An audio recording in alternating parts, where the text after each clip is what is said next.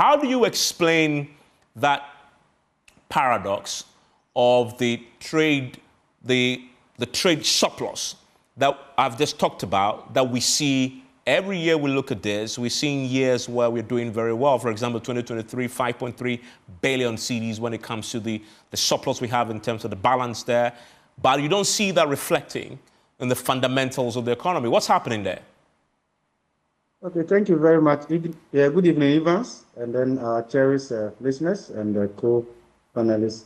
Well, that's not strange, Evans. That's not strange. From a more theoretical point of view, one would have expected that with a trade surplus, it should contribute to the strengthening of the local currency. But that is not the end game, actually. And actually, I think if you look at the data, we started recording trade surplus from somewhere 2017, right? So since 2017, we've seen that pattern, trade surplus, but really, it hasn't contributed to the strengthening of the local currency because there are a number of factors, right? So I want to look at it from the balance of payments data point of view. So if you look at the trade surplus, and then you look at the other component of the balance of payment data, especially when it comes to services and income accounts, you see a huge deficit.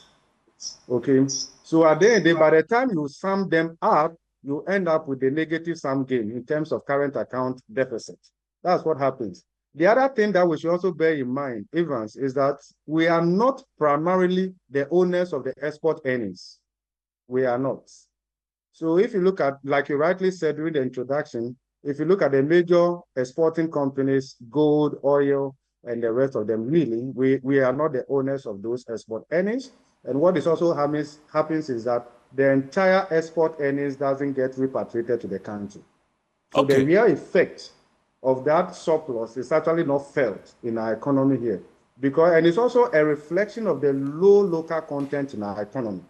In fact, actually, if you look at the way the Ghana Statistical Service has worked in the last couple of years, and I think we commend them, if you look at the volume of data that they provide, which should guide policy making and implementation, you'll be amazed. Even when it comes to inflation, they go so much into detail, right? Local, imported, regional differences and all of that. So what it means is that if we're mindful as a country, we should be able to use that data to inform policy making and implementation, because some of them will require specific policy interventions to address. So you have the trade data, you have the export data and all of that. But really, I'm not too sure. And of course, we are not really driven by the evidence in terms of evidence-based policy making that will follow through to the very end. So it's not surprising that the trade surplus, we have recorded trade surplus, and yet the city continues to depreciate. It's simply because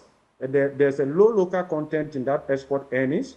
And then also when you look at the other component of the balance of payment data, services and income accounts, and you take into consideration investment in our economy, because Evans, primarily, what are we saying? We are not the ones investing in this economy. Even when it comes to labor input costs, minimal. You may find a multinational company with so many Ghanaians, but there may be maybe 3 or 4 expatriates that command more than 40% of the wage bill. At the end of the day, it's another form of exiting effects out of the country. You may, when it comes to capital, because savings level in this country is very low, we are primarily not investing in this economy. We are not financing that growth. And therefore, the providers of capital, the return on capital at the end of the day is very huge. And that also leaves the country. And that is also recorded in the other component of the balance of payment data when it comes to services and income accounts. So those